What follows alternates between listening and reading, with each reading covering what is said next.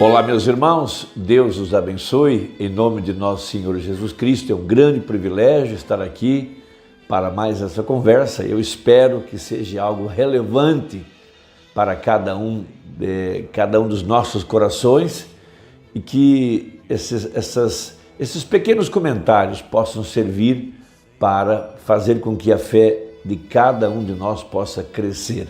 Nós cremos na doutrina da predestinação, que cada um de nós veio ao mundo com uma semente no coração. Essa semente é a palavra que Deus colocou ali dentro para ser manifestada a seu tempo, de acordo com o plano predestinado que Deus teve no princípio, ou desde antes da fundação do mundo, melhor dizendo, para cada um de nós. Isso está expressado de maneira muito poética, muito profética e muito esclarecedora no Salmo 139, para mostrar como que cada crente já estava na mente de Deus desde antes da fundação do mundo. Isso mostra que somente o eleito receberá o batismo com o Espírito Santo, e Deus tem um pacto com a semente eleita, de acordo com Hebreus 8, de acordo com Hebreus 10, que é escrever a palavra nas tábuas de carne do nosso coração. Nós temos uma prefigura disso quando Deus escreveu com o seu próprio dedo nas tábuas de pedra os 10 mandamentos e depois ordenou que Moisés colocasse essas tábuas de pedra dentro da arca, atrás do véu. Veja, esta arca está representando o nosso coração. Ele fez aquilo, mas nunca disse qual que era de fato a sua real intenção. Mas hoje nós temos um entendimento para mostrar que foi o próprio dedo dele que escreveu nas tábuas de pedra. Então aqui, no Novo Testamento, debaixo do pacto de sangue, pela promessa aos eleitos, o próprio dedo de Deus escreveria em nosso coração a sua palavra. E ele acrescenta: eu mesmo farei com que vocês andem em meus caminhos. Eu ensinarei a palavra a cada um de vós. Isso é graça. Isso é graça. Isso não serve para quem não tem seu nome no livro da vida do Cordeiro. Serve apenas para a semente eleita. Por conseguinte, a evidência de se ter o Espírito Santo é ter a palavra para o dia, para a era, a palavra predestinada, escrita nas tábuas do coração pela revelação.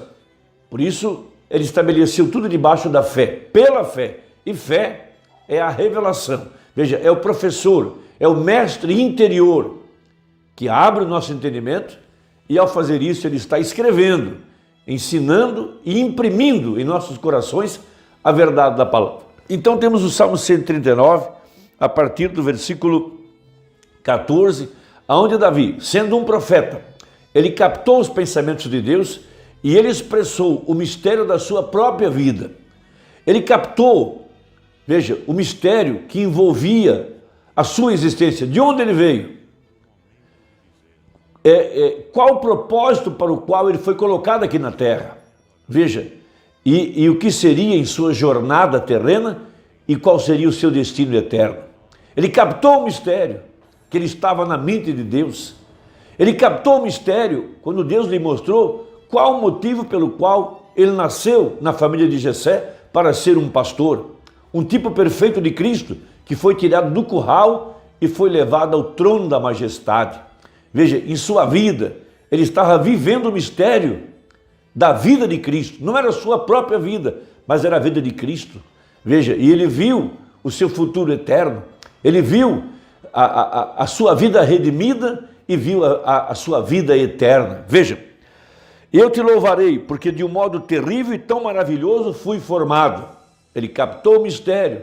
Veja, por que ele nasceu?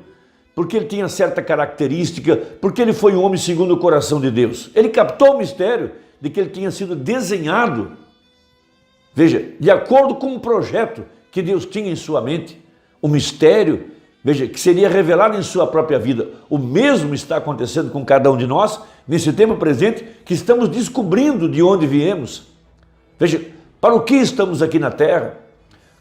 qual o mistério de nossa jornada aqui na terra e qual o nosso destino eterno? Veja, maravilhosas são as tuas obras e a minha alma o sabe muito bem. Os meus olhos não te foram encobertos. Desculpa, os meus ossos não te foram encobertos, quando no oculto fui formado e entretecido, como nas profundezas da terra. Ele estava captando o mistério de que ele tinha sido desenhado por Deus desde o ventre da sua mãe para ser quem ele era. Veja, os teus olhos viram o meu corpo ainda informe. Veja, ele estava na mente de Deus.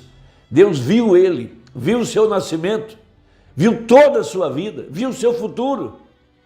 Veja, e no teu livro todas essas coisas foram escritas, as quais nem ainda uma delas havia. Veja, ele captou que cada dia de sua vida era um desenrolar de um mistério que estava na mente de Deus. Cada dia ele ia vendo que os acontecimentos em sua vida, veja, tudo estava contribuindo para o bem e tudo era um projeto na mente de Deus. Veja, ele sabia da predestinação. Veja, e com preciosa missão, ó Deus, os teus pensamentos, quão grandes são a soma deles. Ele estava expressando o que Jó disse: nenhum dos teus pensamentos pode ser impedido. Porque primeiro Deus pensa, depois ele fala. Deus não está aprendendo, Deus não tem um novo pensamento.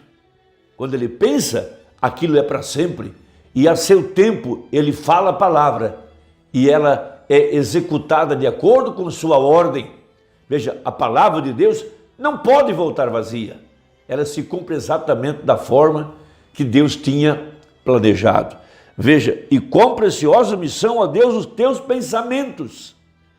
Quão grandes são as somas deles. Se as contasse, seriam em maior número do que areia. Quando acordo, ainda estou contigo. Ele sabia da predestinação, ele sabia que sua vida era um mistério, primeiro na mente de Deus, e aquilo foi esboçado na mente de Deus, e aquilo se cumpriu exatamente da forma que Deus tinha planejado, a ponto de que Jesus é chamado de o filho de Davi, porque na própria vida de Davi se desenrolou o mistério de Cristo. Isso dá uma ideia de que o eleito estava em seus pensamentos, e os pensamentos de Deus são eternos, e essa é a classe de gente que ouvirá a palavra e receberá a verdade para o seu dia. Na mensagem era de Esmirna, página 128 a seguir, citando esse mistério, veja em Gálatas 3,16 e depois Gálatas 3,29, falando sobre o mistério da predestinação e o mistério dos pensamentos eternos de Deus, diz o profeta: ora, as promessas foram feitas a Abraão e a sua posteridade. Veja, a semente real. Veja, o judeu não é aquele que está lá na Palestina. O judeu é o predestinado, é o filho de Deus, o eleito, que tem a mesma fé de Abraão. Veja, não diz e as posteridades, como falando de muitas, mas como de um só. Quem é esse? Um só. Quem é esse? O eleito. O predestinado é a posteridade. Veja, e a tua posteridade, que é Cristo. Por isso você estava em Cristo desde antes da fundação do mundo, e porque você está em Cristo, você é a igreja de Cristo. Você é carne de sua carne, osso de seus ossos. Agora Gálatas 3,29. E se sois de Cristo, então sois descendência de Abraão e herdeiros conforme a promessa. Então veja, você recebeu o Evangelho, você foi redimido, você foi batizado com o Espírito Santo. E ao receber o batismo com o Espírito Santo, provou que você era uma semente eleita. Agora, de acordo com Romanos 4,16, encontramos que Deus deu uma promessa segura a toda a posteridade de Abraão, e Paulo coloca a si mesmo e a todos os crentes sob esta designação, porquanto diz: Abraão, isso citando Gálatas 4, o qual é pai de todos nós, Depois ele continua, não apenas para restringir sua definição, mas antes finalizá-la, porque em Gálatas 3 ele identificou a posteridade singular com Jesus e inclui os filhos descendentes como filhos da promessa e a promessa como tendo a ver com eleição ou a escolha de Deus.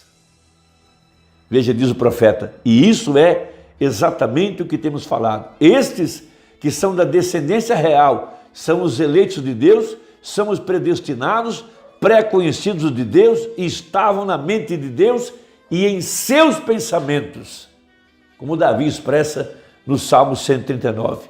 Em linguagem bem clara, a verdadeira noiva de Cristo estava eternamente na mente de Deus, embora não expressa, até que cada um surgisse no tempo designado e decretado. Por isso foram 7 eras. Em cada era houve um mensageiro e houve uma igreja eleita ao redor desse mensageiro que pôde receber a mensagem do dia e por conseguinte receber o Espírito Santo. Esta é uma grande revelação dentro da Bíblia.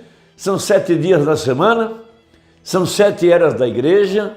Veja, são 7 castiçais, 7 lâmpadas, 7 olhos, 7 espíritos. Veja,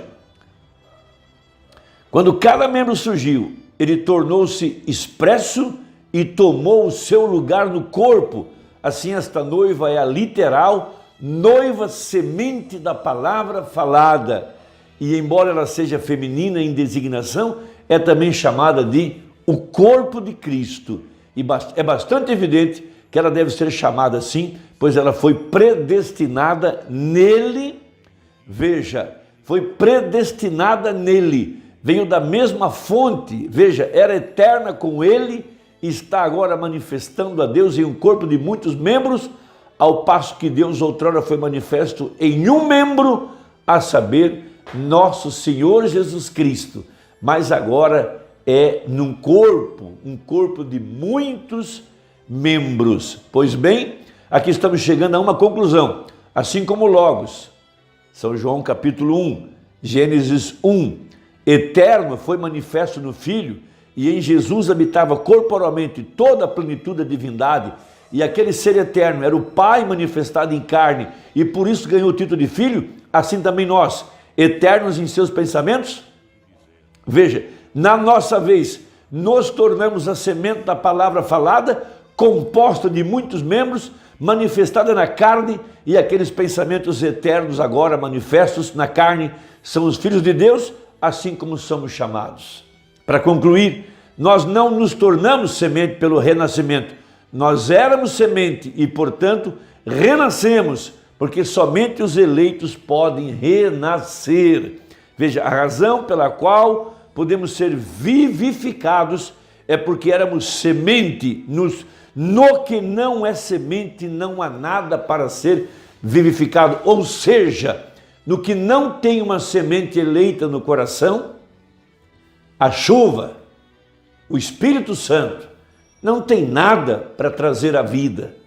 Mas o eleito que tem uma semente, quando o avivamento, quando a palavra é revelada, o nosso avivamento hoje é a terceira etapa, são os misteriosos 7 trovões que vieram revelar a descida do anjo forte, Jesus Cristo, para agora entrar nesse corpo e manifestar a palavra prometida para hoje, como foi naquele dia. Irmão, são esses os que receberão o Espírito Santo, não serão marcados com a marca da besta, não terão os seus ouvidos furados, não serão vagabundos.